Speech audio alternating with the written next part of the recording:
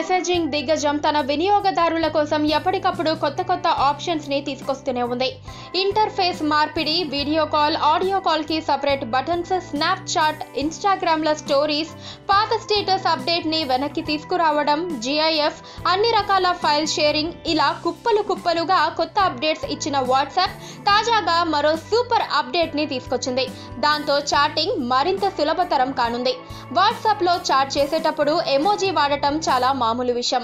అదే close friends తో chat చేస్తున్నప్పుడు, లేదంటే girlfriend or boyfriend తోనో చాట్ చేస్తున్నప్పుడు ఈ ఎమోజీలు ఇంకా ఎక్కువ వాడుతూ ఉంటాం. చెప్పాలంటే మ్యాటర్ తక్కువ, ఎమోజీలు ఎక్కువ. కానీ ఇలా ఎమోజీలు ఎంటర్ చేయాలంటే చాలా టైం పడుతుంది. ఎందుకంటే మనం చెప్పాలనుకున్న భావానికి ఎమోజీని దొరకబట్టాలంటే స్లైడ్ చేసుకుంటూ వెతుక్కోవాలి.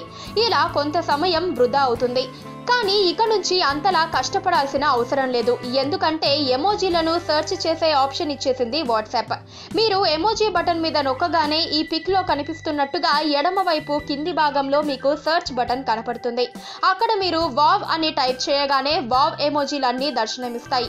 ఇండియా అని టైప్ చేస్తే జాతీయ పతాకం సింబల్ కనబడుతుంది. లవ్ అని టైప్ చేస్తే లవ్ మీద వాట్సాప్ ఇస్తున్న ఎమోజీలన్నీ ఒకేసారి కనబడతాయి. అందులో మీకు నచ్చినది సెలెక్ట్ చేసుకొని మెసేజ్ లో పెట్టడమే తరువాయి.